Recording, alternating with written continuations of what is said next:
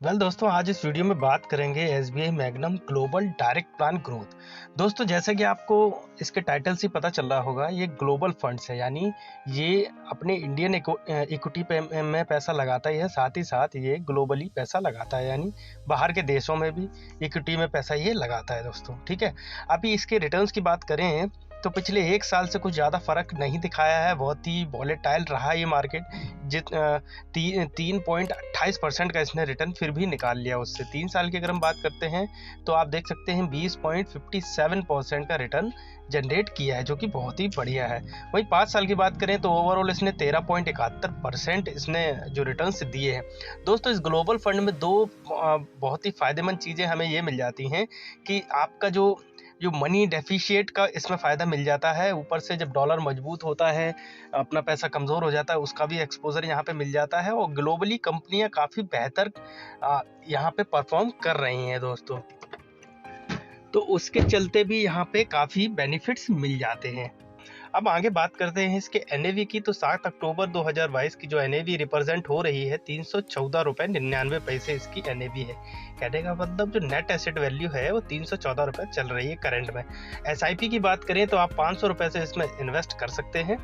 500 रुपये से मल्टीपल्स में इसमें इन्वेस्ट किया जा सकता है। सिस्टमेटिक इन्वेस्टमेंट प्लान एक तरीके से रेगुलर प्लान होता है, जैसे आप इसको वीकली लगा सकते हैं, monthly, yearly, half yearly, semi yearly, ये सारी तरीके से जैसा आपको सुविधा लगे वैसा आप इसमें इन्वेस्ट कर सकते हैं।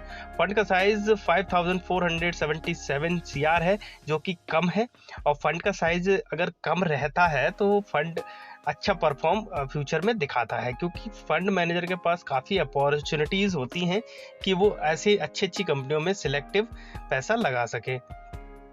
रिटर्न कैलकुलेशन की बात करें तो एज पर जो प्रीवियस डाटा है, अगर आपकी 10,000 रुपये की मंथली एसआईपी होती तो आप एक साल में गेन करते 1,26,000, और 3 साल में आप गेन करते 4,83,000, और 5 साल में गेन करते आप 9 लाख रुपये, और 5 साल में आप टोटल इन्वेस्टमेंट कर देते आप 6 लाख रुपये का, मिल जाता आपको 9 लाख, यानी तकरीबन आधा गेन हो जाता आपको। 51% का आपको बेनिफिट्स था यहाँ पे।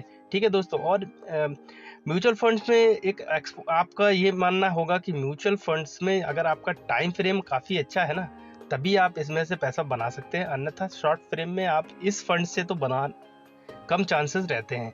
अगर आपका 10 साल का 15 साल का पॉइंट ऑफ व्यू है तो इस फंड में आप अच्छे से निवेश कर सकते हैं। अब वन टाइम की बात कर लेते हैं तो 1 लाख इन्वेस्टमेंट आपने किए होते हैं एक साल में, तो वो 1,03,000 रुपये यानी 3,000 का प्रॉफिट होता, और वहीं अगर 3 साल के लिए करते तो आपको 75,000 यानी 75% का प्रॉफिट्स हो जाता, और 5 साल के लिए करते तो 90%, तकरीबन आपका ऑलमोस्ट डबल हो जाता। ठीक है, लमसम।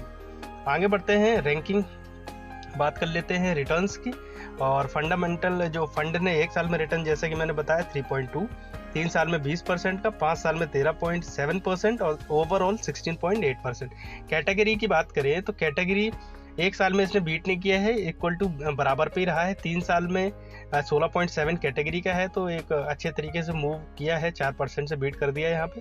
5 साल की अगर हम बात करें तो 5 साल में भी इसने 4% से बीट किया है। ठीक है, कैटेगरी एवरेज की बात करें तो ग्लोबल फंड जो कि सेक्टोरियल फंड्स हैं अदर कैटेगरी में, तो ये पहली साल में सेकंड नंबर पे रहा, तीसरी साल में दूसरे नंबर पे, 5 साल में पहले नंबर पे ये पायदान पे रहा। ठीक है दोस्तों, एक चीज़ मैं और बता दूं आपको कि जो ये ग्लोबल फंड्स है ये सेक्टोरियल फंड्स है। ठीक है दोस्तों, तो ये थीम बेस्ड फंड है, अपना थीम बना के चलता है। आगे होल्डिंग्स की बात करते हैं तो देख सकते हैं जैसे कि आप मारुति सुजुकी 7.79, और जिंदवेल 7.63, हिंदुस्तान यूनिलीवर जिसको आप HUL के नाम से भी जानते हैं 7.28, ऐसे करके यहाँ फॉरेन एक्सपोजर की कंट्री है अल्फ़ाबेट आप गूगल नाम से जानते हैं 6.5%, नेटफ्लिक्स US बेस्ड कंपनी है 5.56, तो ये कुछ फॉरेन एक्सपोजर हैं। यूनाइटेड बेवरेज 4.20, तो ऐसे करके इन्होंने सभी कंपनियों में इन्वेस्ट किया है, चाहे वो इंडियन हो चाहे वो फॉरेन हो।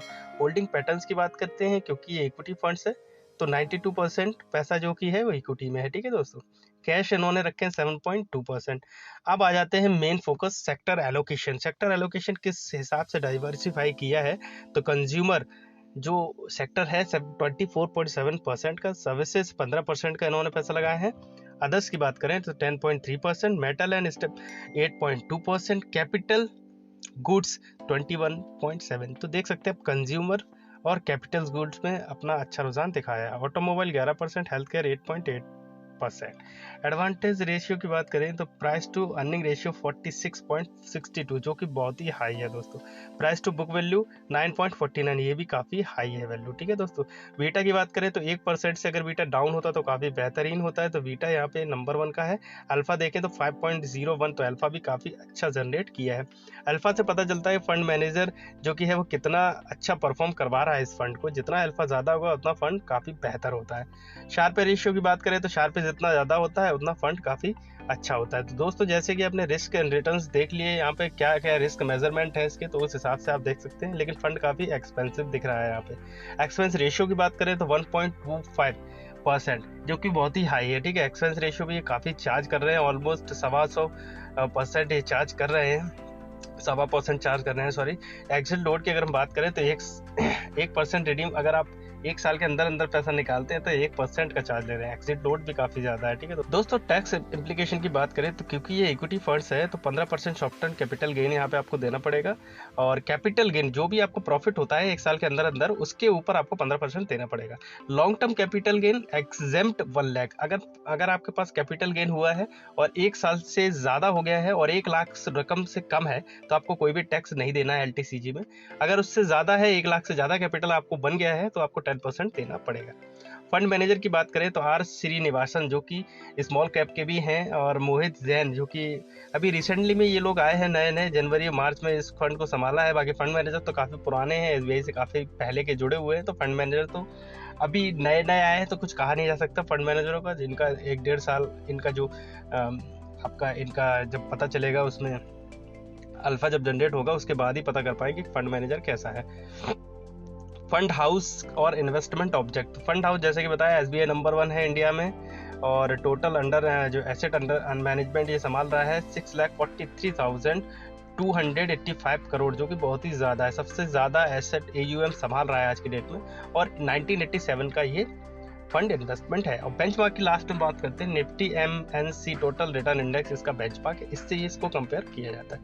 तो आई होप दोस्तों जो ये वीडियो है बहुत ही इन्फॉर्मेटिव आपको लगी होगी। तो अगर आप इस स्कीम में पैसा लगाना चाहते हैं तो मेरी सलाह यही रहेगी थोड़ा आप होल्ड करें, और जब इसका वैल्यूएशन थोड़ा सस्ते में आ जाए तब इस फंड में आप SIP से स्टार्ट कर सकते हैं। और डेफिनेटली फंड काफ़ी बेहतरीन है, बहुत ही अच्छा रिटर्न्स दिखाने की क्षमता रखता है, और SBI एसेट मैनेजमेंट कंपनी है तो घबराने की भी बात नहीं है। दोस्तों वीडियो अच्छी लगी तो लाइक करें, चैनल को सब्सक्राइब करें, ताकि मैं डेली एक नई वीडियो फंड के ऊपर लाता हूं।